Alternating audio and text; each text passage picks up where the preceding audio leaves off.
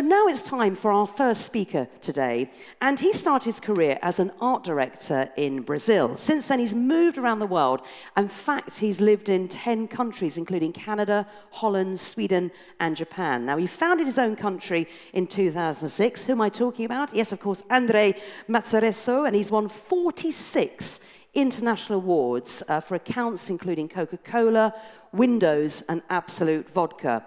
Now, you can probably see him there, waiting in the green room. There he is, looking intent, can't wait to come on. And Gringo joined WPP, which you may know as one of the largest advertising groups in the world, as their newly formed Possible network, Possible Worldwide, as its Latin American arm. Now, Andre has also worked for Sapien, and recently, though, became the Executive Creative Director, which is a fantastic title, at Sidley in Amsterdam. And one thing you don't know about our friend Andre is that he loves QR codes so much that he's got one tattooed on his head. So not only is it big in South Korea, Andre still believes in QR codes. So let's look at an age where customers create their own stories. And here to tell us why consumer stories matter more than brands, please give a very warm innovation welcome to Andre Matarazzo.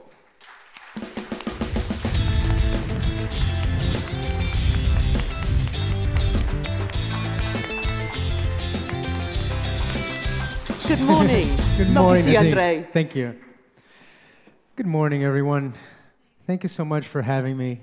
I do have a QR code in my head, but we have to code it with the right URL. Otherwise, you can go to some porn sites or you don't know what can come out of it. So I'm here to talk to you a little bit about something that I've discovered through working in advertising for 16 years, which is we hear a lot about storytelling, about brands needing to tell their story to connect with consumers. And I have discovered myself that the stories that consumers tell about themselves are so much more important today than the stories that they can tell about your brand. So I think I would like to take you through my convoluted train of thought and see if you agree with me towards the end. And if you do, it means that you might have to change a little bit how you go about creating stories for your brand to connect with consumers. So it's a little provocative. I do believe that not a lot of people care about your story. Well, so let's talk about this. In order to analyze this, I went back to trying to understand what is a story exactly. So when we talk about storytelling, what is contained in a story? Through millennia, ideas have passed from person A to B through stories. So we tell stories to make our ideas more digestible and make it travel, our point of view. And within those stories are contained our values, our morals. Think about this. When you tell a story to someone, you transfer how you see the world, what you believe in, how you see yourself, what you think is right, what you think is wrong, how you tell that story, exactly what tone of voice you imprint on that, who you tell it to. So it's a very, very powerful device to make ideas move. So I'm going to talk about some very famous stories and see if you guys recognize. We're going to try to take a look into them and see if we realize what morals, what kind of values it's trying to transfer to people when it's told.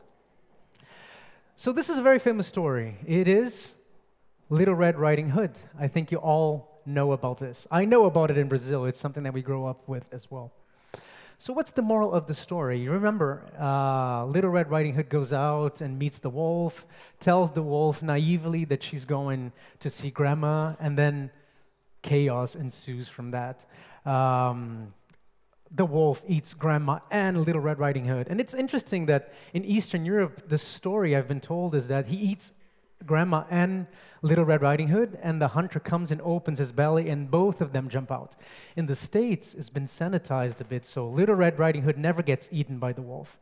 She gets saved before by the huntsman. It's really interesting.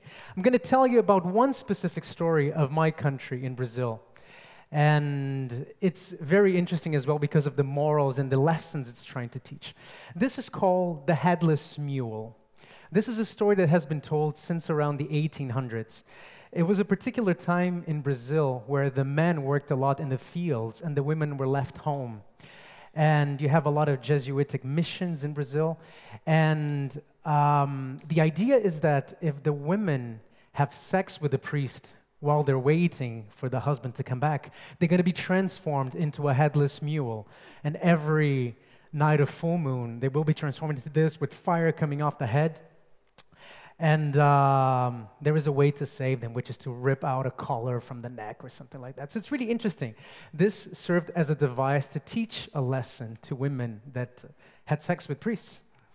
It also tells amazing information about a society in general.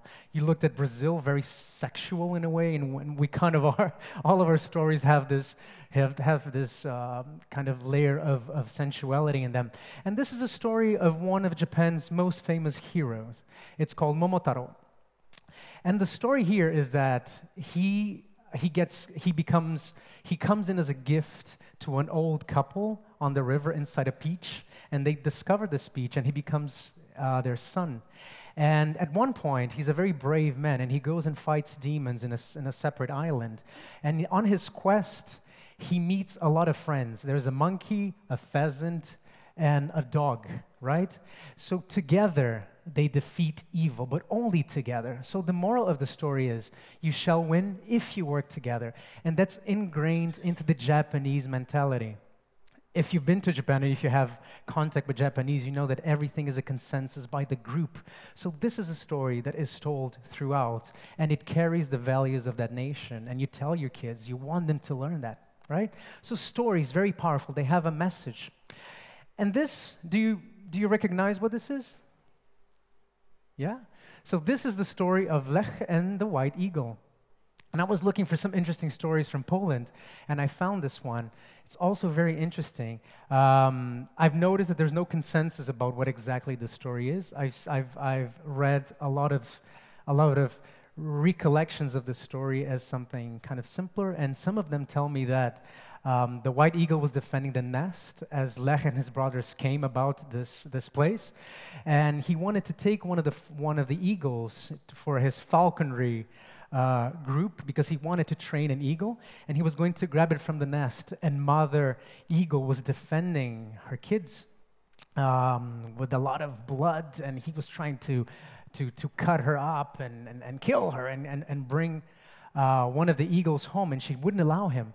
So at some point, he stopped fighting, and he looked at that display of bravery to protect who you love. And to me, I haven't actually discussed this with any Polish, so you're welcome to tell me if this sounds right to you. But it's about being brave and defend the ones you love and defend what's yours. So when he looked at the land and said, so this is what's going to become a Poland, and I have to protect this, and these are my people. So it's very, very interesting too. Think about this. In the oral traditions, when those stories are being told, the reason why they survived is because they were extremely interesting and they had amazing messages that needed to be told. That's why they moved on forward. So they grabbed the attention of the public easily. They spread easily as well because they were interesting stories to tell, all based on merit. So they're good, they're interesting, they will travel far. This all changed during the broadcast era. So if you think about maybe 70, 80 years ago, much before that with the advent of print, but mostly now broadcast era with the advent of mass media. So you talk about TV and radio as well. This has changed. Let's take a look at some of the stories that are told in our generation. So this is an ad from the 80s or the 90s. It's the most boring thing in the world, but it contains a story, right? And the only reason why the story grabbed attention and traveled far is because it paid its way into our hearts, into the things that we want to read, into our TV, into our radio. So this is the only reason why it lasted, because it paid. Very interesting model. When you think about how people tell their own stories in the oral traditions, this is what it is. They don't have access to broadcast media, so what they want to tell each other, they have to tell in person, when they meet, perhaps over the phone. They write letters, but the spread of the story, of the interesting story, is very limited. When a brand comes into the situation with their own story, they have the power of mass media. So their story will trump all the other stories that are running around, and they will be sure to be seen. When we enter the digital era, this has changed completely, and that's why we have these conventions now. We need to relearn how to talk to our consumers. What is the main point for me here in terms of telling stories? Is that now our consumers have access to mass media, and they tell their own stories. So they create their own stories, they put it on YouTube, and if it's interesting enough, if it has enough merit, it will travel free. And that competes with the story that the brand wants to tell. So these days, I'm not suggesting that telling stories about your brand in hopes to connect with consumers is not worth it. It will always continue to be worth it, but the competition is very difficult. It's a new landscape, and we have to learn how to storytell in that new landscape. So how do we get attention and we get our message to spread now? Us, I'm talking brands. It's through merit. We have to tell stories that people can relate to. And they're extremely good. Otherwise, your power to buy media won't cut it. You won't connect with people. So let's talk about the new brand storytelling. Yeah? I have divided into 3 things for me that every time I'm touching a brand problem and I try to understand where we go next, there are 3 interesting questions that I ask myself and I try to help them solve. Sometimes the brand already comes with a lot of those solved, but I find important questions. One of them is to help the brand to find its purpose. Without a real purpose, without real morals and truths, you will not be able to create a story that people will relate to and that they will want to tell someone else. So here's to find your purpose. Let's look at this interesting example. It's from Secret, a deodorant. I've once watched a lecture of an amazing consultant that came together with the brand managers at P&G, and they were trying to figure out what the purpose of Secret could be. And the reason why they were doing this is because it's been more than documented that a brand with a purpose affects the bottom line positively. If you have a purpose, you will sell more. That's been more than scientifically proven. So they were looking for that. How can we start telling our story differently? And it's funny. And then one of the things he said is, when I started talking to them, together, they came to a consensus, which is the purpose of our deodorant is to keep women dry. And he was dismayed. He's like, that's not a purpose. That's a very rational attribute of your product. What's behind this? And through working with them, he discovered that the product could be and was about empowering women. It's a product that was created after the Second World War. Women went out into the work field, and they did not want to sweat and smell like a man. So the product came about at that time. So in looking into the story of the product, he discovered why it existed in the first place. It's something that hadn't been used in advertising for a long, long time. But from that point on, they started talking about it and starting to look at the product in that way. And not only talk about it in advertising, but also the way it connects with people, with consumers directly, service, in store. So if you're about empowering women, how would you go about doing that every time you have a connection with the consumer? Right? And when you look at other brands as well, Coca-Cola, it's about optimism. It's about generating happiness in the world. Here we go. Sure is about Secret's about empowering women, and Gap is not about wearing comfortable clothes. It's about reinforcing American values. If you look at the clothes, it's clothing from the American worker that's been redone for current era.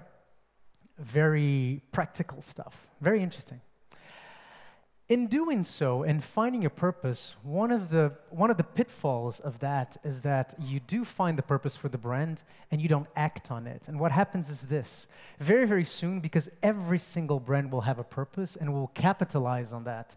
If you're not true to what the purpose is and you actually make it happen across all the channels that connect with consumers, consumers will become ironic and they will stop responding. So I love this little comic strip that I found, which says, I support whatever cause my deodorant brand is promoting in a half-assed attempt to sound purpose-driven. So very, very soon, some of the top pyramid of your consumers the most prepared ones, they will start boycotting your brand if you promise and you don't deliver, right? So first one, find the purpose. Second one is invite to action.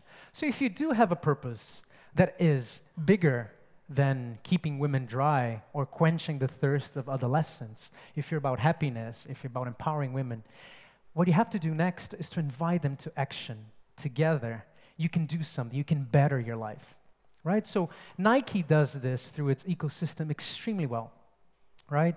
So they tell us, just do it. Go out there, become a better athlete, better your life. So it gives you a suite of products and of connectivity between the brand and you, even if you don't buy the product itself, but still it helps you become a better athlete. It's actually delivering on its purpose. It's brilliant, and it continues to do so. Let's take another look at purpose and how it relates to communication in taglines. And I find this very interesting because Coca-Cola has developed taglines since it started. And when you look at the beginning of times for Coke, 1886, this was the first tagline, drink Coca-Cola. Very, very rational, right? And if you follow that column up until 59, everything was extremely rational. And the reason why I take a tagline is because it embodies everything the brand at that time wanted to convey to consumers in a nutshell. So it's very, very powerful. So it's very, very rational, as you can understand. All rational attributes. It refreshes, it feels cold, it quenches your thirst, good taste, it's crisp. So that's how they communicated at the time. What happened in the second wave of Coca-Cola is that they started to have a point of view. They started to bring a bit of an emotional connection. So not only does our product refresh, but it has a point of view. It can talk about politics eventually. It can tell you that it might generate some change in you. So let's take a look at some of the things. Make it real. It's starting to become, directing that conversation to you. Look up America, very political as well. It adds life. So no longer it's just refreshing, it's adding to my life. Very new. It's the emotional times of Coca-Cola. And recently, not so recently actually, I was working with Coca-Cola when they changed this. And this enters a phase that I love to call the action phase. So now it's about opening happiness, but it's not Coca-Cola who opens happiness. It's for you to open, right? It's actually directing you. Go and open your own happiness. We're here to help you, but ultimately you will have to do the work. So it's directing people to action. There is a verb in the tagline, which is a very unusual thing. Not now anymore, but it used to be. And let's take a look at some other brands. Very interesting too. Target, expect more. You can expect more, consumer. It's up to you. It's directing the action to you. Just do it. Make believe for Sony. You can make it through our suite of products and software. You will create whatever is in your mind. You'll make it come true. Vodafone gives power to you. Burger King, have it your way. O2, be more dog, have more fun in life. Stop being so cat. Be more dog. It's very, very interesting. The third part of the new storytelling, in my mind, is to allow people, consumers, to become the heroes of the communication. Therefore, the brand becomes the mentor of this path. If I propose something to you that will better your life, and I direct you to action, as you go about in this quest, who's the brand, right? The brand had a position historically of being the hero, right? If you touch me and if you buy me, your life will change. Now it's telling something slightly different. It's saying, you consumer, you are the hero. You have the power. It's up to you to do it. But we're going to be with you along this path. We are the mentors. We can help you get to it. We can give you the product. We can give you the suite of services. We can connect with you. We can make you feel happier. We can make you become a better athlete. And the product eventually can become a tool in this quest. So think about it as a real story. This is called the hero's journey. It's one of the structures for storytelling. Arguably, there's only 7 stories that are told if you distill it down to its essence. And the hero's journey is about this structure. And it works extremely well with brands. So this is the new structure for Coca-Cola, for instance. Consumers are the heroes. The brand is a mentor in this quest of finding happiness. And the product can be a tool to make it happen. So look at the Coca-Cola world when they were talking about the Coke side of life. This put the product as the hero, and consumers were kind of pushed aside. Look what's happening with Coke today when they launch the campaign of hidden cameras, people doing good in the world already, and we're just finding it. So this is you doing. This is the consumer as the hero. Look at what they've done as well with the vending machine that connects Pakistan and India and connects these two people. They were the mentors. They were the ones that facilitated that connection, but ultimately the consumer had to go and do it himself. So it's a different way of creating a story for the brand. Yeah? So if you get to do that to allow your consumers to become heroes of the communication, your message will travel more effectively. It will be much more trustworthy because it's one consumer telling the next consumer, not you. It'll be very fast, and it'll be very cheap because you rely on their media and their social channels to push that information to their friends. So I love this. I mean, I'm trained a digital guy who later on became a through-the-line creative, but I love the power that's inherent in digital channels. So let me tell you guys a little bit. I'm going to go really, really quickly because I think everyone here has seen a lot of the cases. I have 9 cases, I think, that I've looked. I tried to find in the Cannes advertising festival the best stories that have been told in the last couple of years. And I've picked them up and analyzed what stories were being told and what kind of format these stories had. And I find that they're interesting, and they have positives and negatives within this new structure of storytelling in which you have to allow consumers to tell their story, to empower them to generate stories on behalf of your brand. I'm not going to play all of them because we're short with time, but I'm going to play just 10, 15 seconds of each. I think you will remember because they're very famous cases, and then we're going to discuss a little bit. So the first one, the first format is the story of one. Okay? So it might be one or more than one person, but essentially it's when the brand comes and very directed constructs a stunt or a guerrilla activity, and it generates a real story with real people and pushes outside. So you probably remember the story. I'm a forensic artist. Worked for the San Jose Police Department from 1995 to 2011. I showed up to a place I'd never been, and there was a guy with a drafting board. We Remember couldn't this? see them, they couldn't see Yeah. us. Tell me about your hair. I didn't know what he was doing, but then I could tell after several questions that he was drawing me. Let's just Tell watch me this one about all the your way. chin. It's beautiful. It kind of protrudes a little bit, especially when I smile. Once I get a sketch, I say thank you very much, and then they leave. All I had been told before the sketch was to get friendly with this other woman, Chloe. Today I'm going to ask you some questions about a person you met earlier, and I'm going to ask you some general questions about their face. She was thin, so you could see her cheekbones. And her chin, it was a nice, thin chin. Here we are. This is the sketch that you helped me create, and that's a sketch that somebody described of you. So yeah, that's... Okay, so let's cut it short, but it's very, very powerful, very emotional. What a beautiful story. Dove, in being the champion of real beauty, it's trying to tell women that they are beautiful no matter what. They're beautiful just the way they are. So what are the advantages of telling a story like that? The story of one or a few people that you put into a bucket and you create something around for only them. Only they are impacted. Positive, highly craftable. There is a lot of emotional content. You can play with emotions really, really well because it's very carefully constructed. It clearly conveys the brand purpose. When you watch this, you know exactly what Dove is all about, what it's trying to do in the world. Where I would caution with stuff like that, one is, it doesn't allow for the generation of new stories. It's not empowering, it's just inspirational. So disguised as a story about the people, it's actually a story that functions just like a TVC. It's been created with people, but once other people get a hold of this, there's nothing they can do other than just move the story forward to their friends. It's not the story about themselves, it's the story about someone else. It has a sharp fall on the hype curve. Things like this are very hyped up in the beginning. Everybody seems to see it, to watch it in the next 3, 4, 5 days, and then it ends. And it's becoming a tired format. I looked into the Cannes Festival last year, and about 30% of the winners were stunts. So you can see more and more of that. The second one is a laborious story.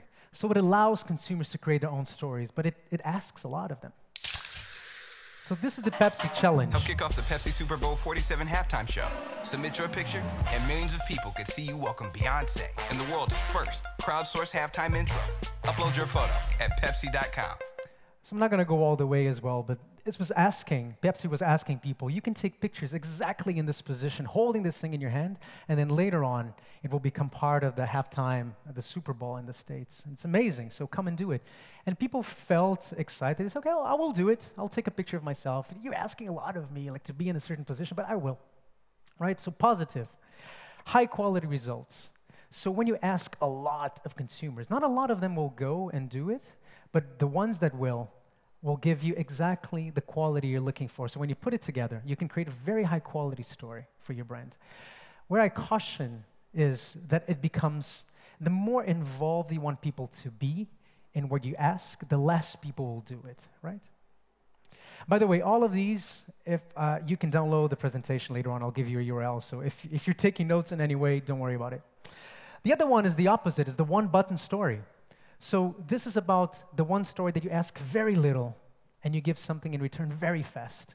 Very interesting. This is when Twitter came about, and it was making, it's a playful thing about how many Twitter followers you had that would inform the size of your dick. And this became a gigantic, successful site at the time. Nobody knows who built this. It was a bunch of coders that probably put this together in a couple of hours. And it traveled very far.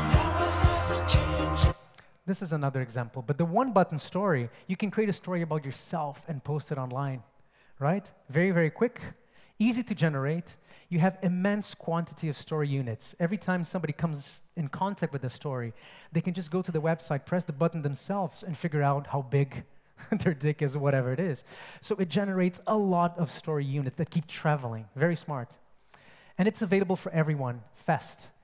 Caution, it's difficult to travel past the inner circle of friendships. So the size of my supposed dick through Twitter followers, it interests perhaps my friends that will get a good laugh, but if they send to their friends, my story becomes irrelevant. They will have to make their own story from that.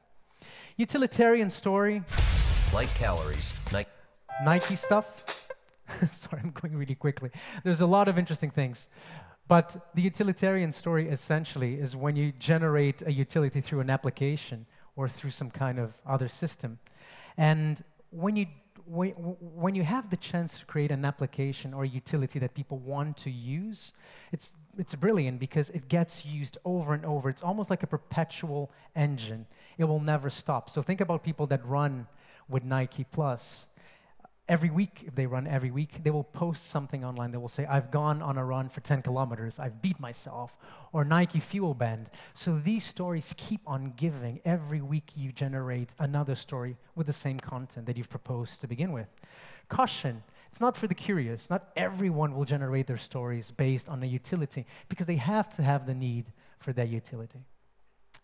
I'm going to quickly skip through all of these, but I find wallpaper, one of the most interesting ones on the next one, which is the product story. So if you allow your consumer to change the product, that's one of the most powerful ways of connecting with them and creating an amazing story for them. So wallpaper did this about 3 years ago. I think it was a September edition. Here we go. August of September edition in 2010, I think.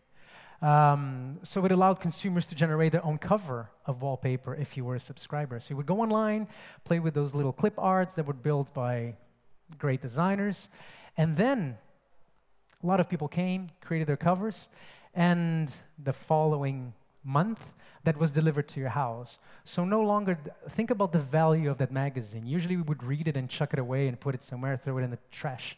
Now it will probably become an important piece that talks about me, what I can do, who I am, and it's going to be left probably in the middle of my living room for other people to see, and it generates a story. I want to tell that story.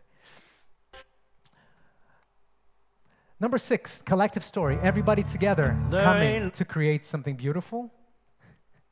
And the shareable story. Sorry, I just have to move fast. Offline story. I just want to stop at the good parts.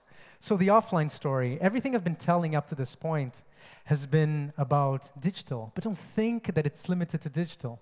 This is also, this mechanism can work with things that are non-digital. Look at this beautiful example.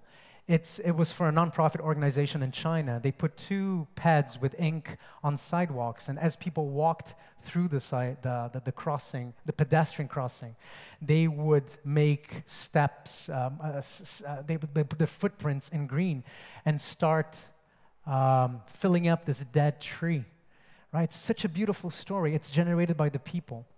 And then what they did is they put the thing up, and it became a billboard for them. So it was, of course, promoting the idea of not taking the car but walking, and saving the world and global warming, stuff like that. So it's interesting, the value that that piece of content has now. When you walk down the street, you see your story up there, and that's super powerful.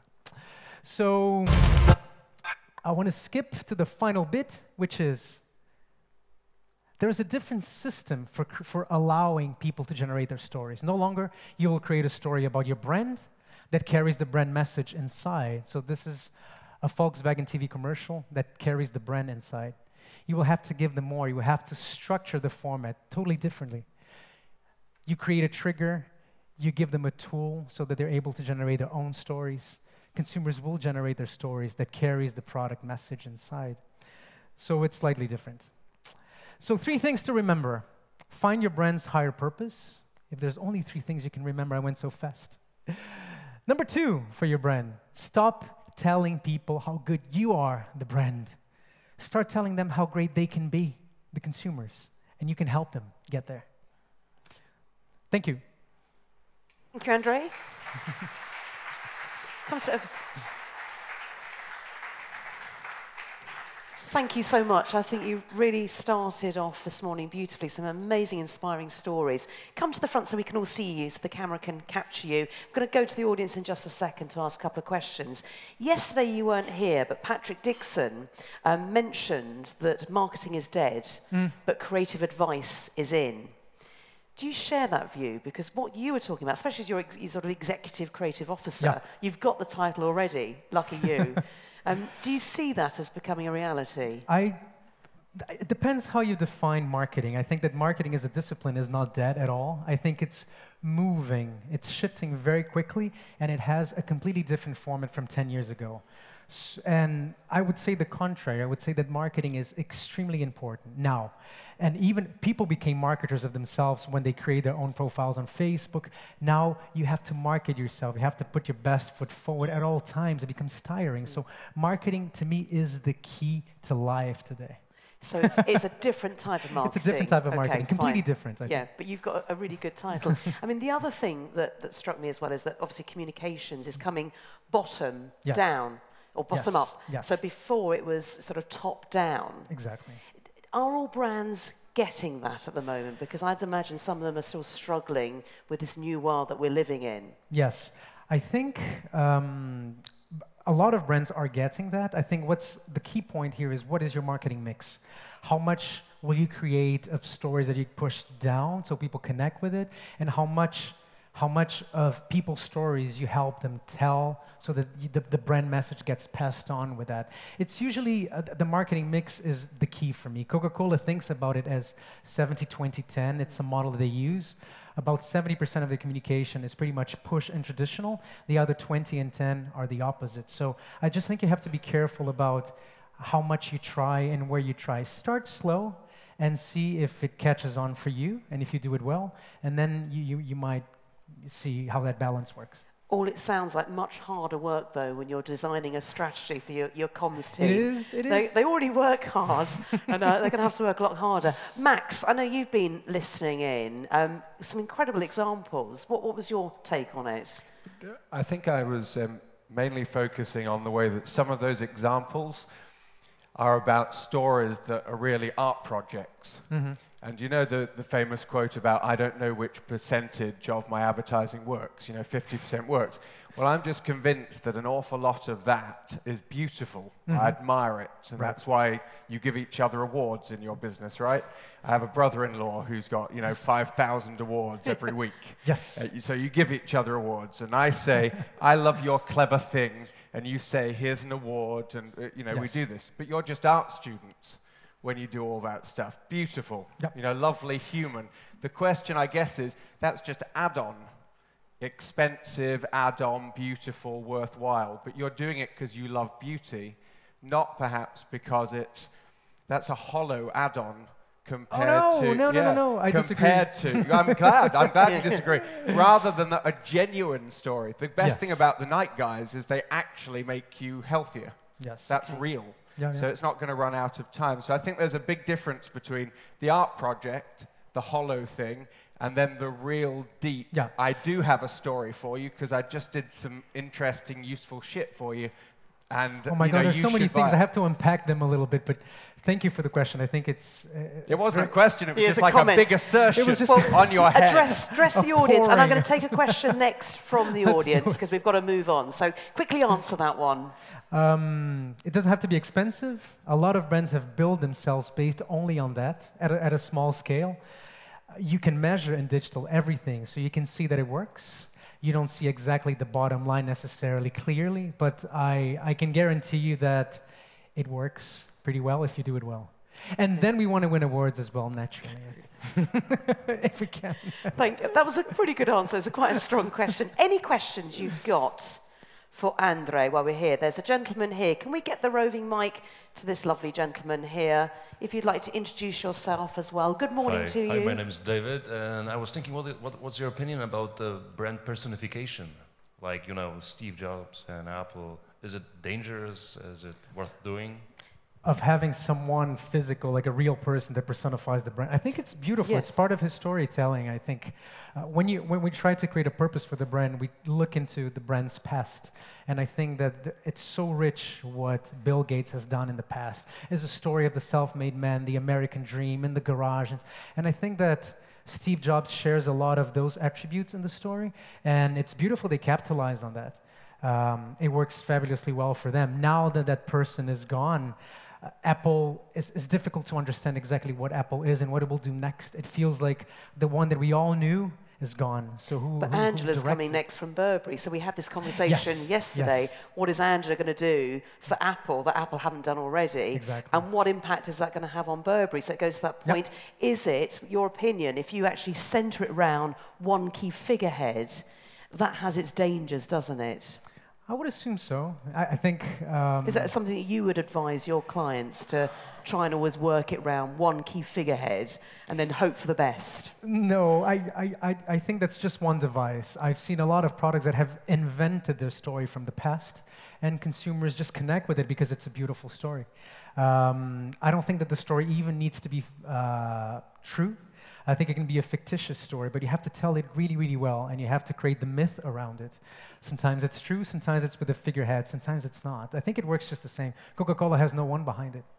Well, Andre, thank you so much for coming on today. Thank you so much. We really appreciate it. It was a beautiful story to tell us, and thank you very much for allowing us to download your presentation as well. My pleasure. Very open of you. Apple could learn a thing or two from you. Please show your appreciation for Andre. Thank you, Andre. Thank you so much. Thank you.